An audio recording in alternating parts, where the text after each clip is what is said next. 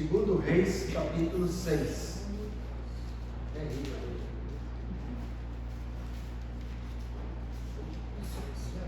Nós vamos ler do versículo 1 até o versículo 7. Isso. Segundo Reis, capítulo 6, versículos 1 a 7.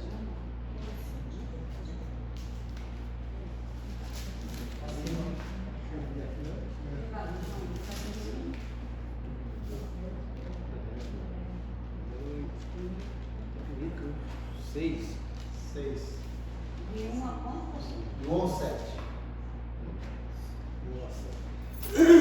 Aqui a minha versão NVI diz o seguinte: os discípulos dos profetas disseram a Eliseu: como vês, o lugar onde nos reunimos contigo é pequeno demais para nós. Vamos ao rio Jordão, onde cada um de nós poderá cortar um tronco para construirmos ali um lugar de reuniões. Eliseu disse: podem ir. Então um deles perguntou: não gostarias de ir com os teus servos? Sim, ele respondeu, e foi com eles. Foram ao Jordão e começaram a derrubar árvores. Quando um deles estava cortando um tronco, o ferro do machado caiu na água. E ele gritou: ah, meu Senhor, era emprestado. O homem de Deus perguntou: onde caiu? Quando o homem lhe mostrou o lugar, Eliseu cortou um galho e o jogou ali, fazendo o ferro flutuar, e disse: pegue. O homem esticou o braço e o pegou. Interessante quando a gente olha para esse texto, o que nos chama a atenção é esse milagre, né? Milagre de contrariar a força da gravidade, a força da natureza. O machado cai lá no fundo do rio. E a camarada fala: e agora o que eu vou fazer, né? O machado era emprestado, né? Caiu lá o ferro e Eliseu, cara. Eliseu pega um galho, encosta assim, daqui a pouco o ferro do machado flutua. Isso chama atenção para mostrar o poder de Deus em realizar milagres, né? Mas por trás desse milagre há um acontecimento que nos traz lições preciosas para nós como pessoas, mas principalmente como igreja. Veja que está falando dos discípulos do profeta. Naquela época havia as escolas dos profetas, né? Que eles ficavam lá, estudavam, oravam. E Eliseu provavelmente era um desses profetas que tinha os seus discípulos. E o que aconteceu? Que parece que a escola cresceu e o lugar ficou pequeno. E o interessante é que um tem que falar assim: olha, meu Senhor, o lugar ficou pequeno demais para nós, né? Como é bom quando a gente fica sabendo disso, que a igreja se torna pequena. É sinal que o número de pessoas estava crescendo, né? É sinal que o número de pessoas também está crescendo. Agora veja a diferença. Ele podia lá reclamar: eu estou nesse lugar aqui, esse lugar pequeno, né? Não cabe, ninguém toma providência. Mas olha a diferença. Esse discípulo percebeu a situação. Isso estava causando incômodo, né? Cresceu o número de discípulos e o lugar se tornou pequeno. Mas a gente não vê ele chegar lá e reclamar. Ele percebe que há essa preocupação, a esse infortúnio, o lugar se torna pequeno, e ele vai até a pessoa que realmente era responsável pelo lugar, que era Eliseu, e fala assim: meu Senhor, eu percebi que o lugar está pequeno. Veja que ele não vai murmurar, não vai reclamar, mas ele vai abrir os olhos daquele que é líder. Veja que coisa interessante. Às vezes a gente fica esperando que os líderes, que as pessoas que são responsáveis, que tomem a iniciativa, que façam alguma coisa. Mas esse camarada não. Ele percebeu a dificuldade e ele vai até a pessoa que é responsável e mostra: está acontecendo isso. Mas muito mais do que isso. Ele só não percebe, ele não apenas percebe a dificuldade e não apenas vai conversar com a pessoa responsável, mas ele já vai propondo solução. Veja que ele fala, mais uma vez, vale a pena ler, né? Os discípulos dos profetas disseram a Eliseu. Não foi só um, foram vários, né? Os discípulos. Como vês, o lugar onde nos reunimos contigo é pequeno demais para nós. Ele podia falar: faz alguma coisa, Eliseu. Mas não, ele fala assim: vamos ao Rio Jordão, onde cada um de nós poderá cortar um tronco para construirmos ali um lugar de reuniões. Olha que coisa interessante. Ele enxerga o problema e traz sugestões, soluções para o problema. E muito mais do que isso também. Ele envolve as outras pessoas. A gente quer plural, olha. Lugar onde nós nos reunimos. Os discípulos falam. Então, vamos até o Jordão. Todos, vamos lá. E cada um de nós corta um tronco. Então, quando a gente percebe o problema, é que cada um se lança para propor soluções e para trabalhar, o trabalho não fica pesado. E o que é mais importante, quando as pessoas estão trabalhando, estão se sentindo úteis, estão se sentindo responsáveis. E veja que Eliseu aprovou aquilo. Ele fala muito bem, vocês podem ir, vocês têm minha autorização. Veja, eles enxergam o problema, trazem uma sugestão, mas ao mesmo tempo, eles entendem que quem vai dar o veredito é o líder, que é o profeta Eliseu. Eles não querem ir sem a autorização do profeta. Nós podemos ir, Eliseu, tudo bem, vocês podem ir. Então, eles demonstram aí que eles também estão sujeitos debaixo de uma autoridade, debaixo de alguém que está acima deles. Então, eles demonstram submissão. Eu vejo aí, eles têm visão, propõem solução, mas ao mesmo tempo percebem a submissão. Nós estamos submissos a ele. Nós vamos falar. Se ele permitir, nós vamos. Se ele não permitir, não. Eliseu ficou contente com aquilo, né? Claro, vocês podem ir. Agora, não termina ainda. Que coisa interessante. Vocês podem ir. Aí então um deles perguntou: não gostaria de ir com teus servos? Que coisa interessante. Ou seja, você não pode ir conosco? Vai lá, né? O senhor tem mais visão, o senhor é uma pessoa responsável, vai conosco. Nós vamos trabalhar, a gente só quer que o senhor vá para supervisionar. E Eliseu fala assim, né? Sim, eu vou. E foi com eles. É uma coisa bonita, né? Veja aí que eu percebo a participação de todos os envolvidos. Porque quando as pessoas olham o problema, mas não se colocam para resolver, ele se torna um murmurador. Fica lá só reclamando, esperando que alguém faça. Mas não, olha, eles percebem, nós temos uma solução.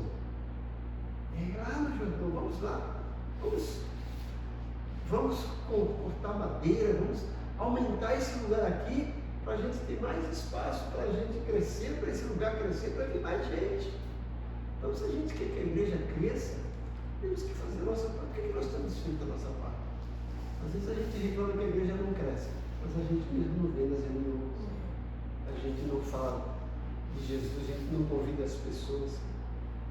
Vocês perceberam? Os nossos amigos nos convidam para festa, nos convidam para tanta coisa, não tem vergonha. Agora, às vezes, a gente tem vergonha de chamar as pessoas para vir para a igreja, a gente não convida.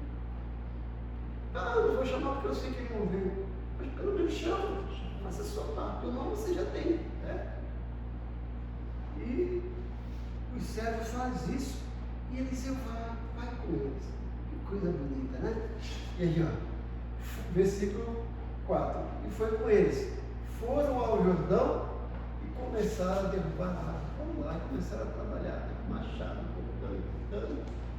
E não era só cortar a árvore, né, gente? Eles iam cortar a árvore, iam levar aqueles troncos lá para o lugar onde tinha, né? Com certeza iam levantar aquelas pedras, pregar, amarrar para fazer uma tenda maior.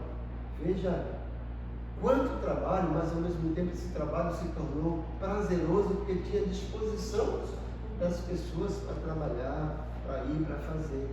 E no meio disso tudo acontece o imprevisto. Os imprevistos estão aí, né?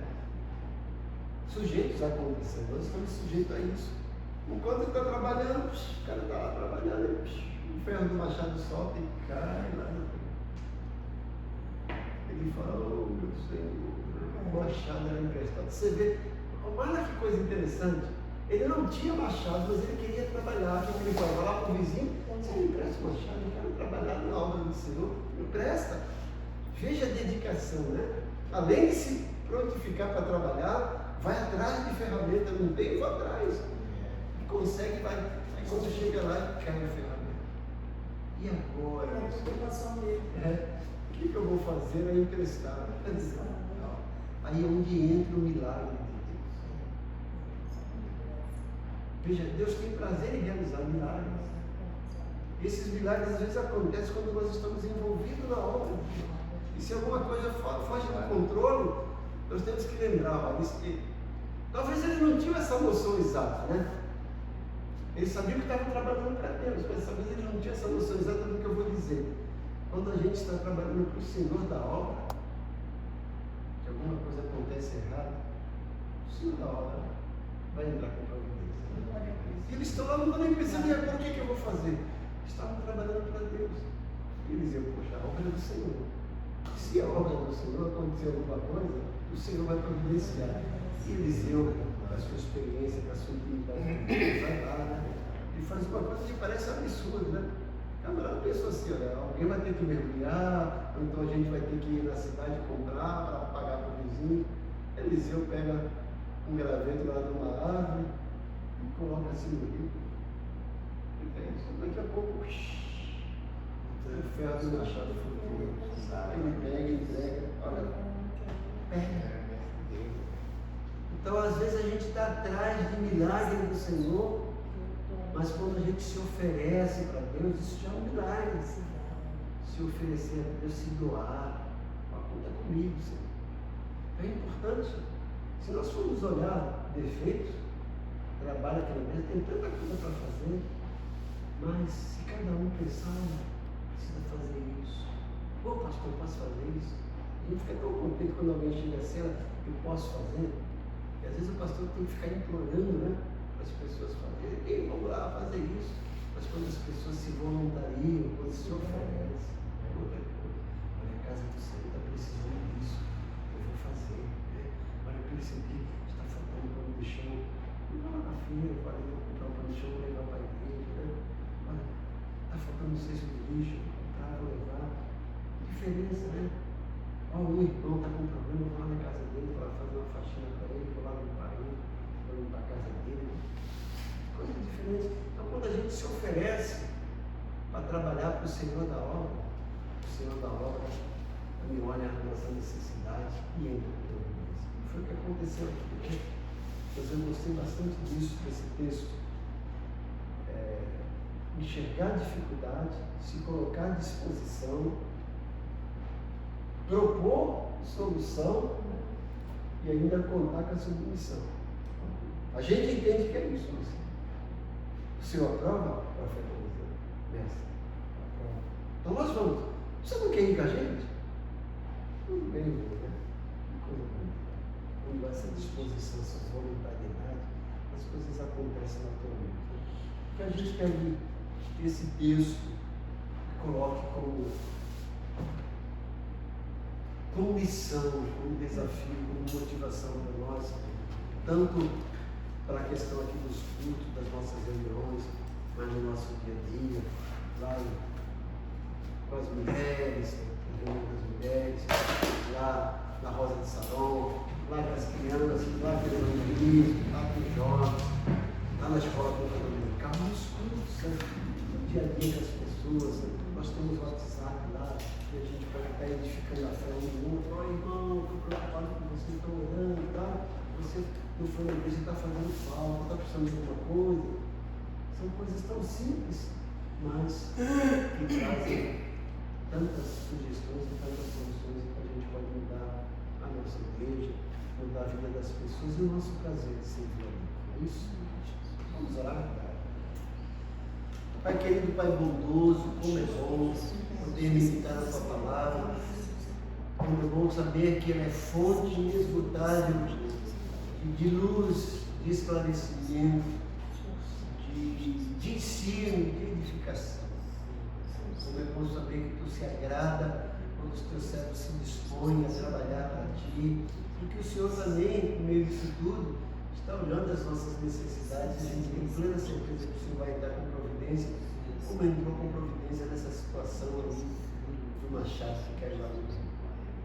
Que nós, como teus servos, nós, como teu corpo, como igreja, possamos colocar esses princípios na nossa vida, no nosso lar, na igreja, onde quer que estejamos, para termos prazer em trabalhar na tua obra e ver a tua obra crescer, ver a tua obra se expandir e desfrutar das tuas bênçãos, do teu amor, da tua proteção, dos teus milagres. Nos ajuda a viver isso do dia a dia, na simplicidade, mas fazer isso com alegria e com prazer. Nós oramos sempre agora, pedindo que os teus anjos nos acompanhem até os nossos lares, nos protegendo, nos guardando, que o teu Santo Espírito nos dê um sono reparador, uma noite tranquila, uma manhã abençoada, guardada e protegida por ti. Mais uma vez somos gratos pelo milagre que o Senhor realizou na vida geral, pela cirurgia, que o Senhor bênção, e agora nós pedimos também que o Senhor continue trabalhando na vida dele, para que esse período no hospital seja curto, para que logo possa voltar para a sua casa, para compartilhar das bênçãos com os seus familiares. Te louvamos por esse apartamento que foi cedido, para as servas chegarem lá, todas essas bênçãos que o Senhor providenciou para essa família. E nós somos gratos por isso aumenta a nossa fé, isso nos deixa alegre e prazeroso. Nós agradecemos por tudo isso em nome de Jesus. Amém. Que a graça do Senhor Jesus, o amor de Deus Pai e a comunhão do Espírito Santo esteja com todos. Ebenezer, a igreja que se move.